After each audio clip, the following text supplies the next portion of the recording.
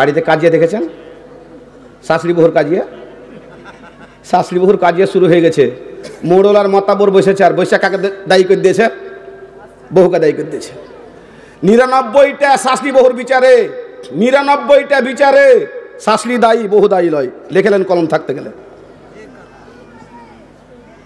যে বুঝতে শিখতে হবে শরীয়ত। ওই বাংলাদেশে একটা গান আছে, বেল পাকিলে কাকের বাপের কি? বেলের গাছে কাক বসবে না, ফাটাইতে পারবে না খেতে পারবে, ওর বাপের কি? হাদিস বুঝতে হবে। আপনি বেটি বিদায় করছেন এখান থেকে কার বাড়িতে? জামার বাড়িতে, হ্যাঁ?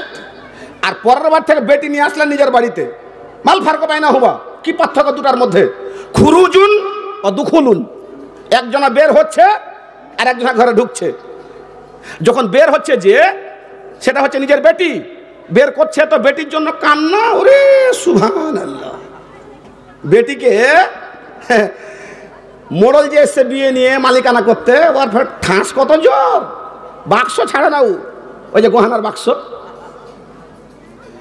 মোল্লার হাতে সঁপে দিল, সর্দারের হাতে সঁপে দিল, জামার হাতে সঁপে দিয়ে এভাবে কইছে, বাজি যেটা পারবে করবে, যেটা না পারবে শিখে লিও বাজি।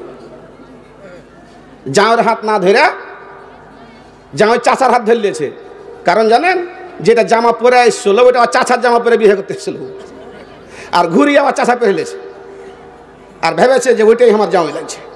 বাজি যেটা পারবে সেটা করবে, যেটা পারবে না শিখে লিও। আল্লাহ পাক বললেন, মাল্লাম ইয়ারহাম সাগীরানা ওয়ালাম ইয়াকির কাবীরানা।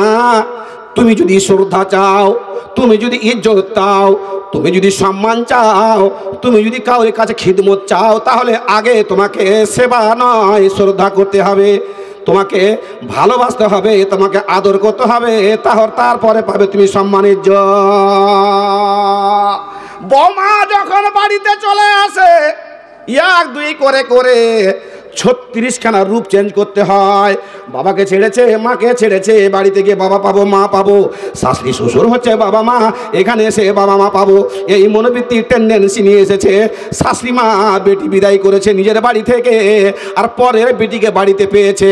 বেটি বিদায় করার পরে পরের বেটিকে বুকে লাগিয়ে নিয়ে বেটি মেনে নিতে পারতে গেলে ইজ্জত সম্মান চাইতে হবে না। আগে সম্মান নয়, আগে ইজ্জত নয়, আগে স্নেহ। ছেলেকে কতদিন আদর করেন, 1.5 বছর পর বাবা শুনতে পান।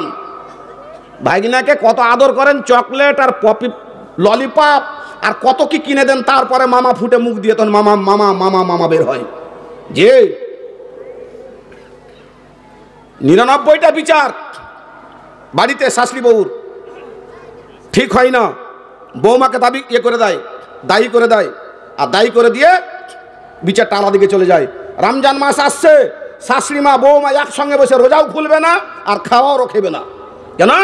শ্বশুর বাবা নাতিন, বড় নাতিনকে নিয়ে, বড় পতিনকে নিয়ে বসে রোজা খায়, বৌমাকে নিয়ে বসে খাবে না। কেন? ওটা তোমার বৌমা না, ওটা মেয়ে না, ওটা সমস্তকে নিয়ে বসে তুমি রোজা খুলো। তা না করে বৌমা রান্নাঘরে ওখানে রোজা খুলছে কাঁড়ি দিয়ে। কাঁড়ি মানে বুঝতে পারলেন? মুড়ি। আর এদিকে বিভিন্ন রকমের খাদ্য দ্রব্য, একদম শসা আর সম্রত আর শরবত আর কত কি দিয়ে রোজা খুলছে এখানে। আর পরের বেটি ওখানে কি করছে?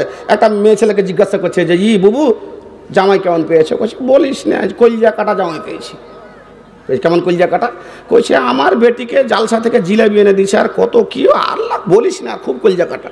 আচ্ছা বুবু, তুমি বৌমা কেমন পেয়েছো, আর বেটা কেমন করছে? কইছে, কহিস না, জি জ্বলে গেল। এখানে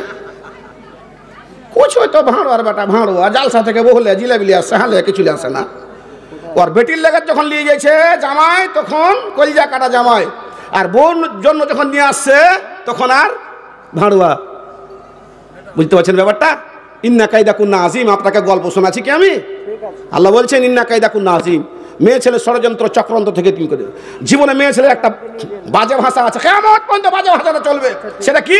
একটা মেয়ে ছেলেকে জিজ্ঞাসা করেন, কইছে, বুবুজি বলিও না, যখন বৌমা ছিলাম তখন শাশুড়ি ভালো পাইনি, এখন শাশুড়ি হয়েছে তো বহু ভালো পাইনি। কে খারাপ আর কে ভালো? আপনাকে কোত্থেকে কোথায় নিয়ে চলে গেছি? কি বলছে? আমানতু বিরাব্বি মূসা ওয়া হারুন। ফেরাউন আল্লাহর কাছে বলছে তওবা করছে এমন সময়তে যখন সমুদ্রতে হাবুডুবু খেয়ে সুইচ গালফে ডুবছে, আল্লাহর কাছে দোয়া করছে বটে, ওয়াস্তা লাগিয়ে দিয়েছে আমানতু বিরাব্বি মূসা ওয়া হারুন। মুসার রবের প্রতি আর হারুনের রবের প্রতি ঈমান আনছে, আল্লাহ তুমি আমাকে ক্ষমা করে দাও। আল্লাহ বলছে তোমাকে ক্ষমা করব না, দুইখানা করণ নম্বর 1, তুমি আমাকে সরাসরি ডাকতে পারো না। চারটে মোড়ল বসে আর সর্দার বসে বৌমাকে দায়ী করে দিয়েছে যে বৌমা দায়ী, অথচ বৌমা দায়ী নয়। বাড়ির খবর নেন আগে বাপ আমার দিয়ে বৌমাকে বলছে আচ্ছা যাও যাও সাথে হাত মাপলাও, সাথে হাত ধরে মাপলাও। আচ্ছা ওর মনের মধ্যে আছে যে আমি দায়ী নই, আমি অপরাধ করিনি, তারপরও আমাকে যখন দায়ী করে দিল তো মনটা আর বাড়বে। হ্যাঁ, তখন গিয়ে কি বলছে, তাহলে ভুল হয়েছে, দাও জি কুদ্দুসের বুবু ক্ষমা দাও।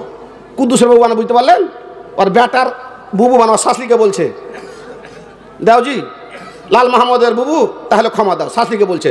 শাশুড়িও বললো না, আম্মাও বললো না, বিমাও বললো না। কেন বললো না? মনের মধ্যে দুঃখ আছে।